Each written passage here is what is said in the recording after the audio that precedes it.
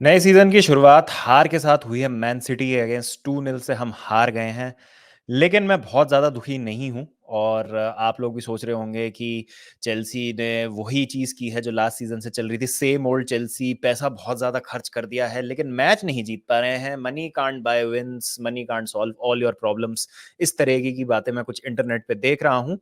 But उन सबको ignore करते हुए मैं बस इतना कहना चाहता हूँ कि rather than talking about the negatives, positives के बारे में हमको बात करनी चाहिए, जो एज़ चेल्सी फैन मुझे दिखी हैं इस मैच से। अगर इस मैच को मैं समराइज़ करूँ तो सिंपल मैच था। Man City deserve to win this. 2-0 से उन्होंने जीता ये मैच। बट मैं ये भी कहना चाहता हूँ कि इन माय ओपिनियन ये थोड़ा-सा फ्लैटरिंग टू डिसीव है। ये जो 2-0 का स्कोर लाइन है, ये बहुत ज़्यादा हेवी लग रहा है। इतना ज़्यादा हम खराब नहीं खेले कि हम 2-0 हारते। तो पॉज़िटिव्स, नेगेटिव्स और क्या आगे करना चाहिए इम्प्रूव होने के लिए, उन चीज़ों की मैं बातें करना चाहता हूँ, चेल्सी के पॉइंट ऑफ व्यू से। सिटी का तो देखिए हम सबको पता है कि like they are the team to beat.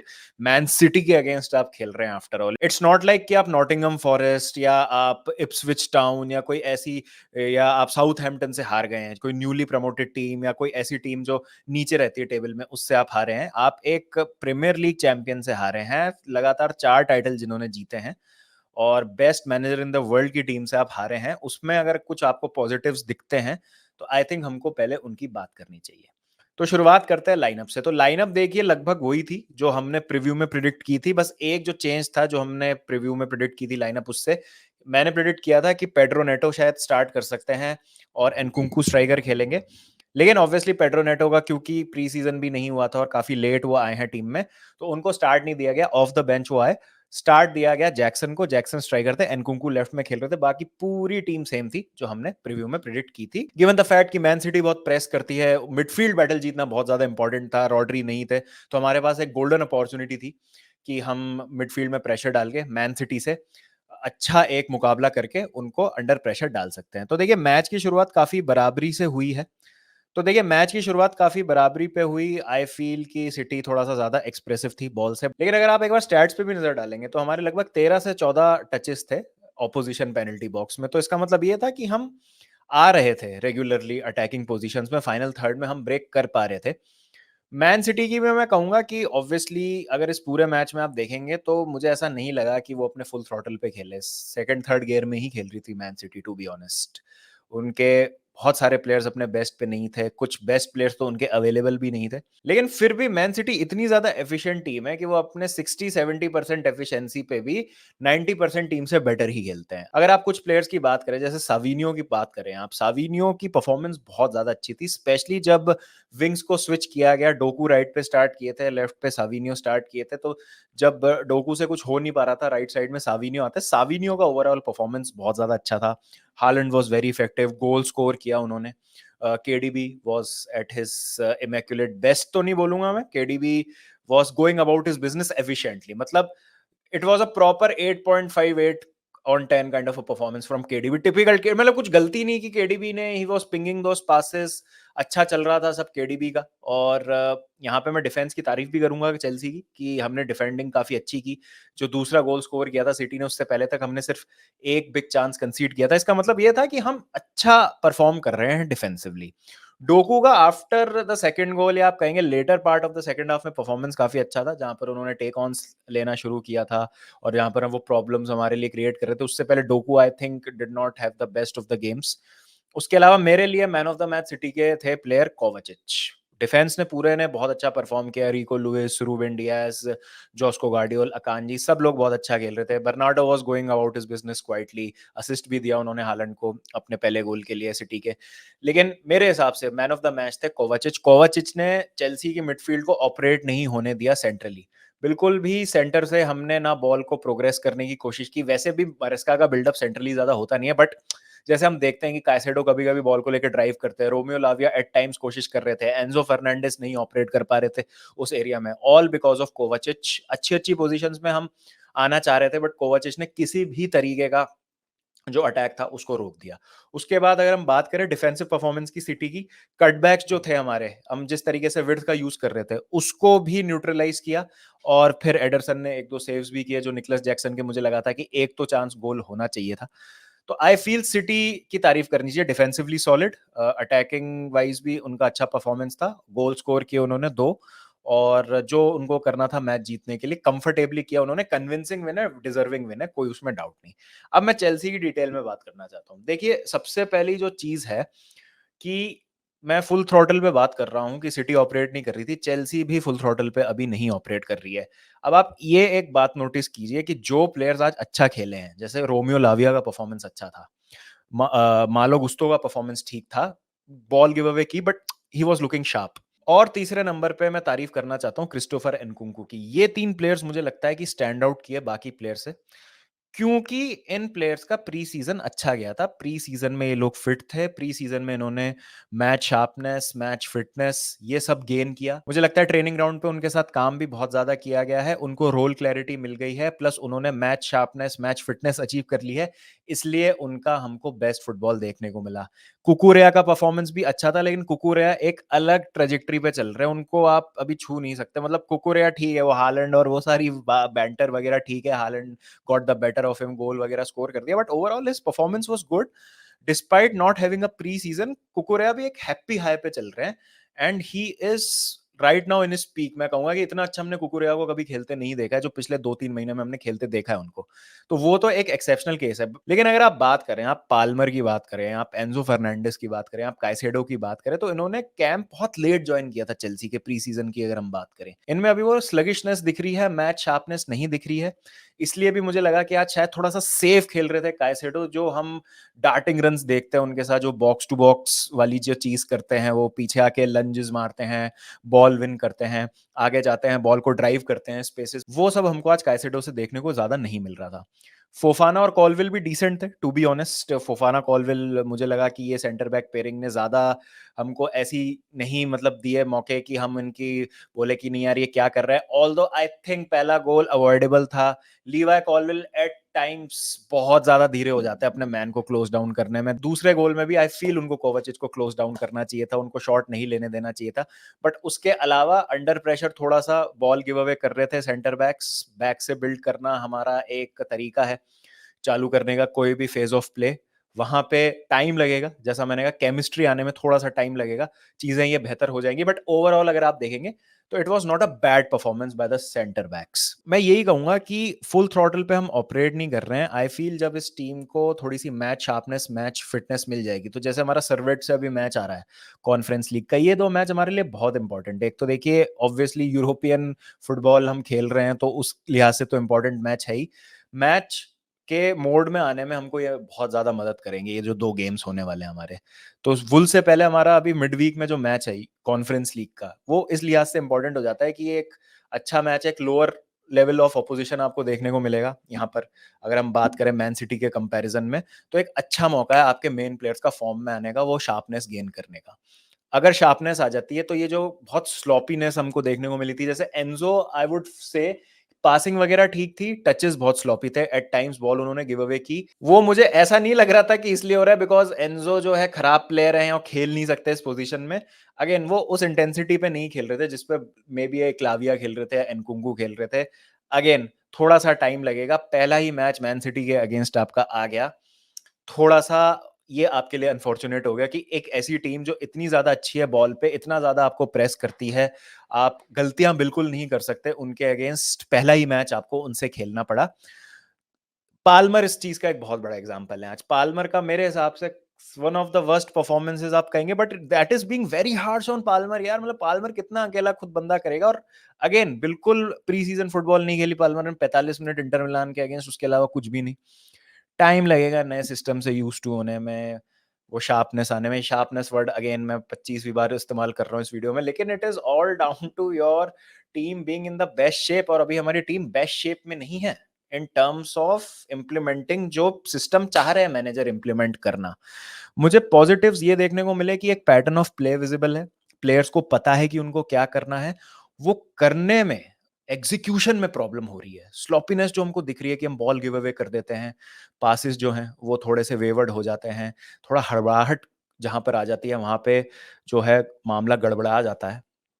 वो एक चीज़ मैं कहूँगा कि कहीं न कहीं हमको देखने को मिलेगी जो चीज़ ठीक होगी, जैसे-जैसे ये टीम आपस में साथ में और खेलती है और जितना ये मैचेज़ ज़्यादा खेलेंगे, उतना ज़्यादा इनमें वो केमिस्ट्री डेवलप होगी। अब देखिए एक आप और बात नोटिस कीजिए आज के मैच में, रोमियो लाविया का एक तरीके से डेब्यू ही था ये, क्योंकि एक उन्होंने मैच खेला था लास्ट सीज़न, उसमें भी 20-30 मिनट उतना भी नहीं खेले थे शायद। खेल के इंजर्ड हो गए थे, पूरे सीज़न के लिए बाहर हो गए थे। तो मैं डेब्यू ही मान रहा हूँ ये, रोमियो लाविया का आप डेब्यू कह लीजिए। फिर उसके बाद बेंच से जो प्लेयर्स आए, अब देखिए जो एन्जो मैरेस्का ने चेंजेस किए, बहुत सही किए, बहुत सही टाइम पे सही-सही प्लेयर्स को वो लेके आए। Pedro Neto debut, Marc Guiu debut, Renato Veiga debut, ठीक है?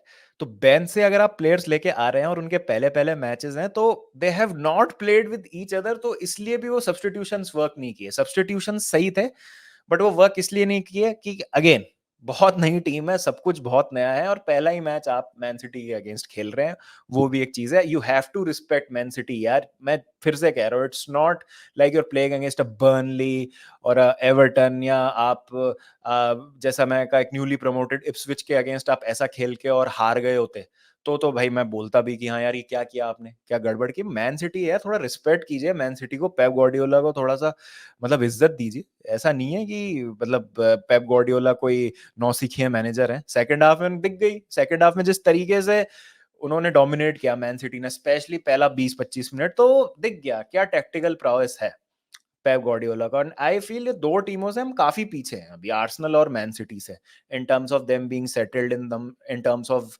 Them being set up tactically. तो पॉजिटिव्स ये थे कि despite all of these things, जहाँ पर सिटी अच्छा डिफेंड कर रही थी, कोवाचिच का परफॉर्मेंस बहुत अच्छा था, उनके डिफेंडर्स किसी भी तरह का कटबैक प्रिवेंट कर रहे थे, हम स्टिल चांसेस बना रहे थे। वाइड एरियाज में हम ऑपरेट करने की कोशिश कर रहे थे, राइट साइड से कुछ नहीं बन रहा था अपार्ट फ्रॉम गुस्तो जो क्रॉसिंग करने की कोशिश कर रहे थे। तो क्या विड्थ हमें लेफ्ट की जगह राइट साइड में प्रोवाइड करनी चाहिए थी, और क्या एनकुंकू को नहीं हटाना चाहिए था, जैक्सन को हटाना चाहिए था वहां पे? ये एक सवाल है जरूर, जो आई थिंक हम सबके मन में आया था उस टाइम, बट ठीक है, ये छोटी छोटी चीजें हैं जो मुझे लगता है जैसे जैसे सीजन आगे बढ़ेगा इम्प्रूव होंगी। पॉजिटिव्स बहुत हैं, लाविया का परफॉर्मेंस, स्टाइल ऑफ प्ले का क्लियर होना, पैटर्न ऑफ प्ले बनना, जो हम करना चाह रहे हैं वो साफ दिख रहा है फील्ड पे। देन बेंच स्ट्रेंथ हमारी बहुत अच्छी है। अब जैसे जाओ फिलिक्स अगर आते हैं, जाओ फिलिक्स कैसे खेलेंगे और कौन अब बाहर बैठेगा? स्टर्लिंग ऑलरेडी आपने बाहर निकाल दिए, उनके कैंप में हरकतें शुरू हो गई हैं। वो सारी चीज़ें अब डिस्कस करनी पड़ेंगी। जाओ फिलिक्स आई डोंट नो कैसे फिट होते हैं इस पूरे सिस्टम में। रीस जेम्स भी अभी आएँगे, जब रीस जेम्स भी आ जाएँगे तो कौन वो एक और प्लेयर होगा जो बेंच पे नहीं रहेगा? जो अगर आज आप बेंच देखेंगे तो बेंच पे कौन-कौन प्लेयर थे? मुद्रिक, मदुएके, टोसिन, बदियाशील, नेटो, मार्ग्यू, डूसबरी हॉल, ये सब प्लेयर्स थे। तो जब एक प्लेयर और आ जाएगा रीस जेम्स, और फिर जाओ फिलिक्स भी आ जाएँगे, और फिर अब ओसिमन भी अगर आप साइन करने की कोशिश करें, तो कौन वो 2-3 प्लेयर होंगे?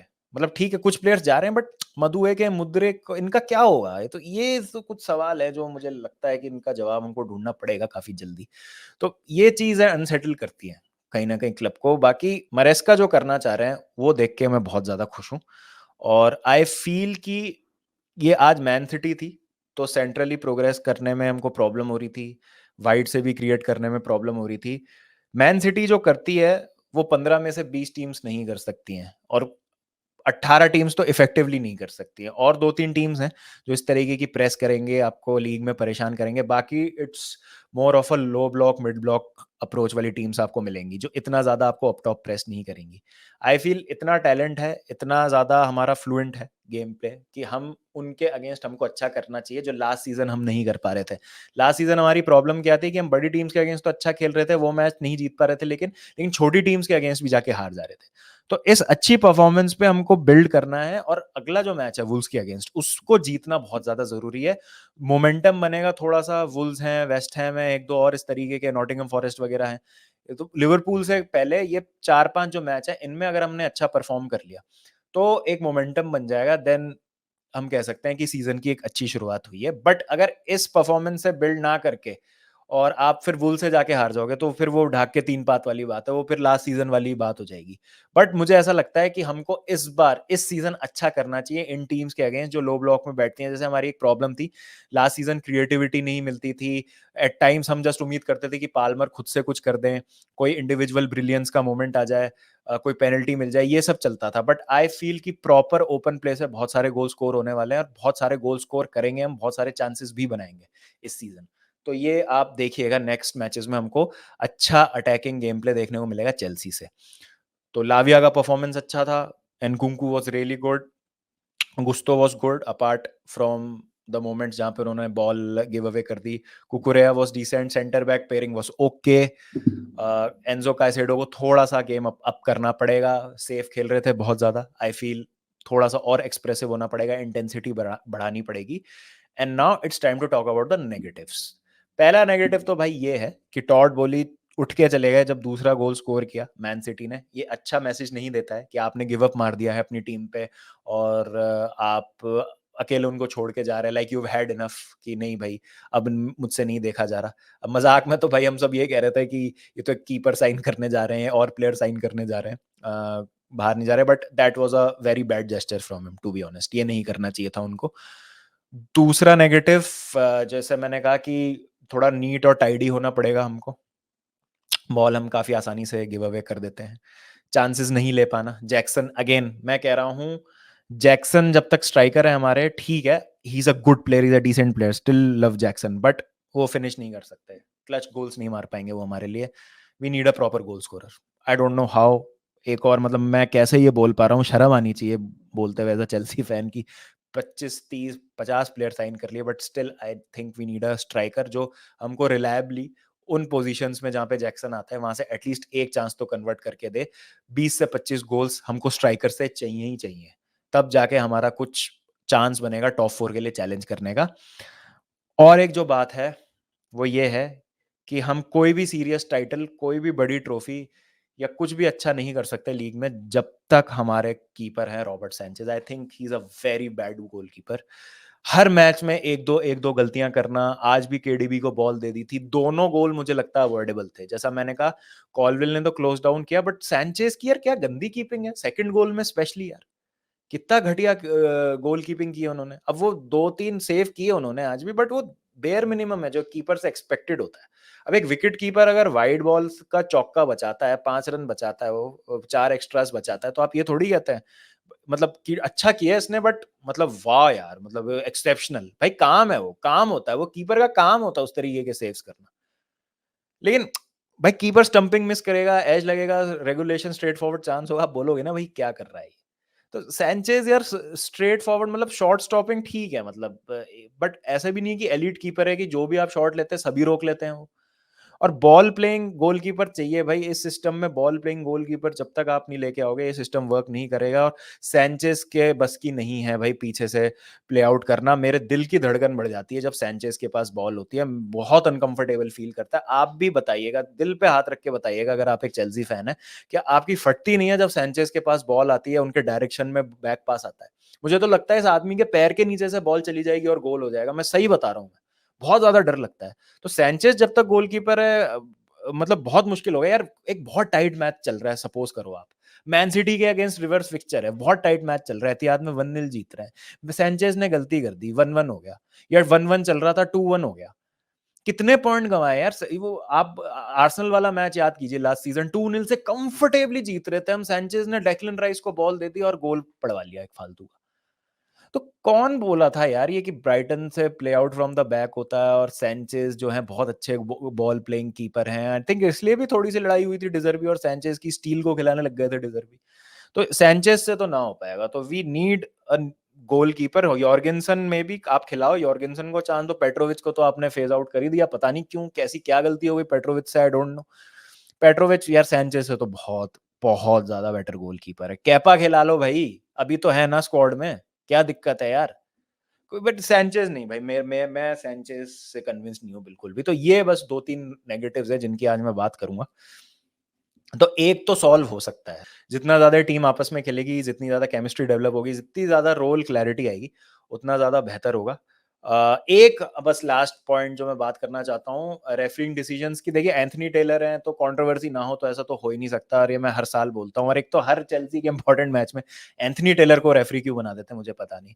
और कोवाचिच का जो मोमेंट हुआ था, गुस्तो ने बॉल मारी, कोवाचिच के हाथ के नीचे लगी, क्या वो हैंडबॉल था? देखिए नए रूल्स के अकॉर्डिंग वो हैंडबॉल नहीं है, बट हैंडबॉल क्या है और क्या नहीं है मुझे नहीं पता। I clearly don't know what handball is and what is not anymore. तो अ, पता नहीं क्या है, बट ऐसा दे पहले दे देते थे बट अब नए रूल्स के अकॉर्डिंग नहीं देते, तो आई डोंट नो, बट ठीक है, मतलब उस मोमेंट की मैं ज़्यादा बात नहीं करना चाह रहा, इसलिए भी लास्ट में थोड़ा-सा ही मेंशन कर रहा हूँ बिकॉज़ आई फ़ील कि मतलब उसके कारण ऐसा नहीं होना चाहिए कि मतलब यार मैच हार गए या मतलब एक एक्सक्यूज़ है कि नहीं यार वो हो जाता तो ठीक है, गेम स्टेट चेंज हो सकती, 1-1 हो सकता था स्कोर, पेनल्टी मिल जाती तब।